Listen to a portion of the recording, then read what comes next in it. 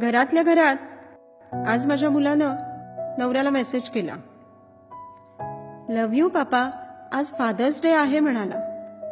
मोबाईलवरूनच cake आणि गुच्छही पाठवला. मोबाईलवरूनच बाबांच्या पाया सुद्धा पडला. त्याच्या या मेसेजनं मनावर माझ्या फुंकर घातली. जुनं पुस्तक उघडताना त्याच्यावरची धूळ उडाली. सगळी पानं कशी पटापट उलटली. मी कशी होते, माझ्या बाबांची लाडकी. परिस्थिती बेताची, तरी बाबांनी काही कमी केलं नाही.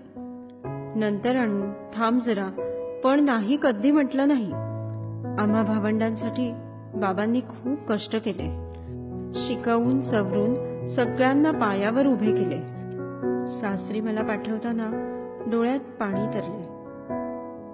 जणू काही म्हणत होते, आयुष्य सार्थकी लागले. सगळं कसं लख्ख डोळ्यासमोर आलं. बाबांनी माझ्यासाठी काय काय केलं.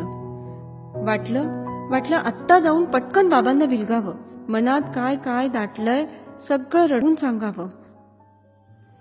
पण उपयोग नाही आता हे सगळं वाटून. लाडका माझा बाबा मला कधीच गेला सोडून. जाताना तोंडावरून हात माझ्या फिरवला. म्हटला, या जगात सांभाळ बाळा स्वतःला. मी पण फक्त वर पाहिलं. म्हटलं, बाबा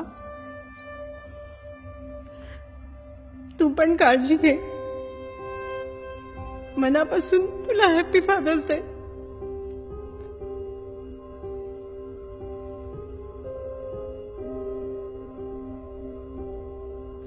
मिस यू बाबा.